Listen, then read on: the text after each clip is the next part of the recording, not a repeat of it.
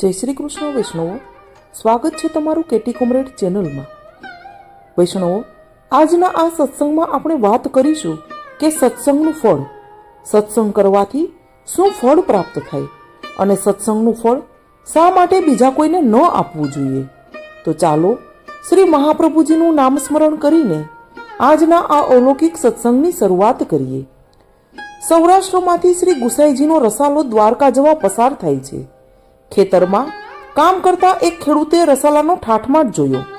સૌરાષ્ટ્રના રજવાડાના ઠાઠ પણ એણે જોયેલા, પણ આ રસાલા પાસે એમની કોઈ ગણતરી નહીં એવો ઠાઠ હતો. તે ખેડૂત આશ્ચર્યચકિત થઈ જોઈ રહ્યો હતો. રથ પર બિરાજમાન મહાપુરુષનું દિવ્ય તેજ તેની આંખોને આંજી ગયું. તેણે રસાલાના એક માણસને પૂછ્યું કે ભાઈ, આ કોનો રસાલો છે અને ક્યાં જાય છે?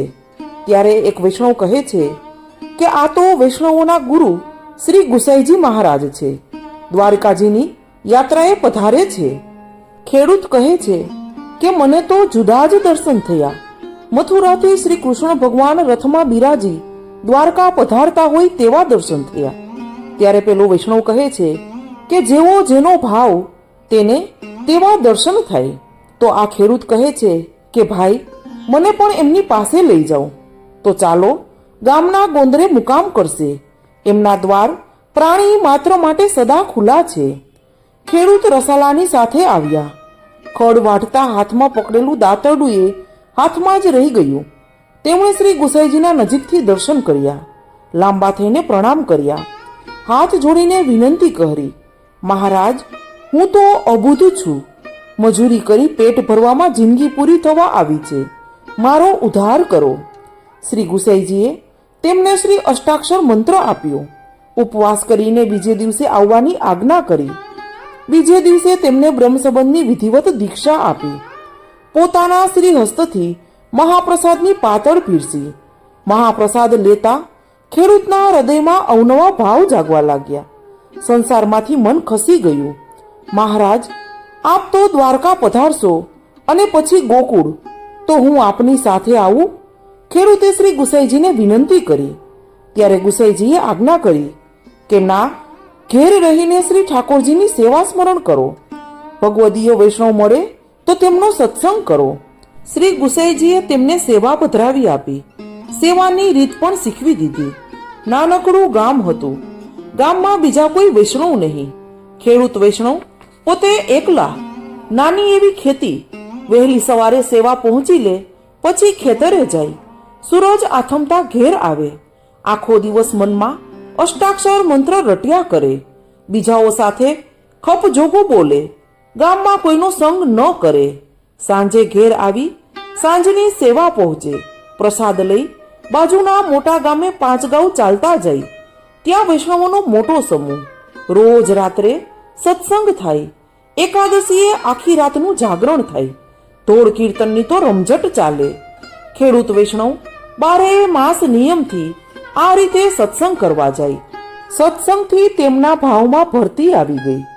ચોમાસાની ઋતુ, વદ એકાદશીની અંધારી રાત, કાળા ડિબાંગ વાદળો, રસ્તો ન સૂજે. વૈષ્ણવો પોતાનો રસ્તો ચૂકી ગયા. બીજા રસ્તે ચડી ગયા. અંધારામાં ખબર જ ન પડી. રસ્તામાં તળાવ આવ્યું. તળાવના કિનારે આંબલીનું એક ઘેઘુર વૃક્ષ. તે પરથી એક પ્રેત નીચે ઉતરી સામે આવ્યો. ભયંકર અવાજ કરતા બોલ્યો, તને હું ખાઈ જઈશ. વૈષ્ણવ જરાય ડર્યો નહીં. સ્થિર ઊભો રહ્યો. તેમણે પ્રેમથી કહ્યું, ભાઈ, મૃત્યુ તો આજે નહીં તો કાલે આવવાનું જ છે. મને મૃત્યુનો ડર નથી. ઘેર મારી પાછળ કોઈ રડનારું એ નથી. તું ખુશીથી મને ખાઈ જા.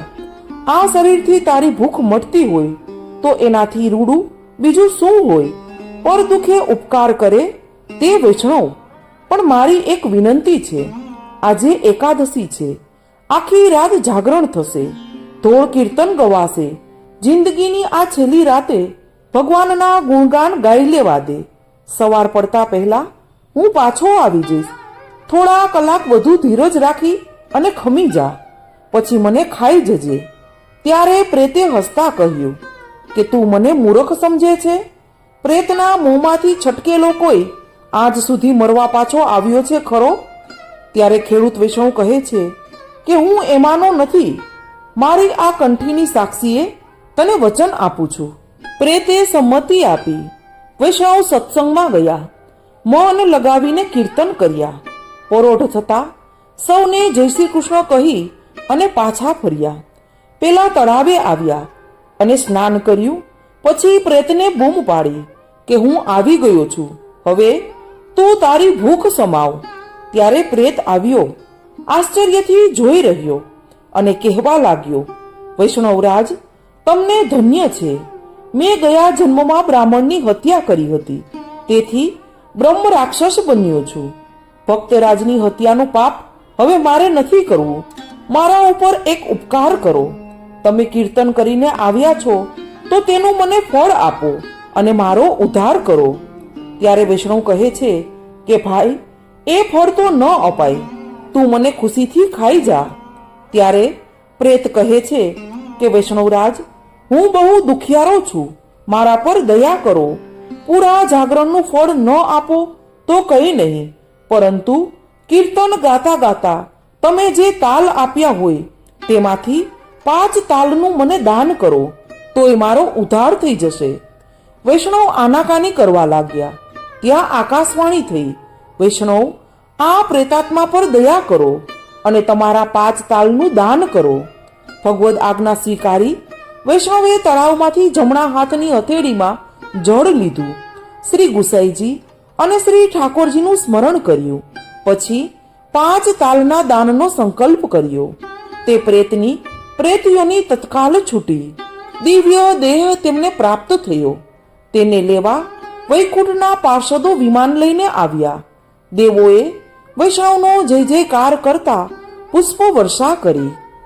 વૈષ્ણવો જેમને શ્રી મહાપ્રભુજીનો દ્રઢ આશ્રય છે તેમનાથી કાળ પણ ડરે છે, તો પ્રેત જેવી હીન યોનિના જીવો શ્રી વલ્લભ આશ્રિત વૈષ્ણવોનો વાળ પણ કેવી રીતે વાંકો કરી શકે? વૈષ્ણવ સદા નિર્ભય હોય છે. 3 લોક તેમને વંદન કરે છે. બીજાનું દુઃખ દૂર કરવા માટે વૈષ્ણવે પોતાની જાતનું બલિદાન આપી દેતા પણ ન અચકાય. બલિદાન આપીને અભિમાન ન કરે તે વૈષ્ણવ. વૈષ્ણવે સેવા સ્મરણ સત્સંગનો આવો આગ્રહ સેવવો જોઈએ. કીર્તનનું ફળ પ્રેતને ન આપ્યું, કારણ કે કીર્તનનું ફળ અલૌકિક છે. તે સાક્ષાત ભગવદ પ્રાપ્તિ. આ તો દેવોને દુર્લભ છે. પ્રેત ભગવદીય નથી, તેને આવું ફળ ન અપાય. એના પછીનો સિદ્ધાંત છે કે સત્સંગ માટે ગમે તેટલા કષ્ટ પણ સહન કરવા.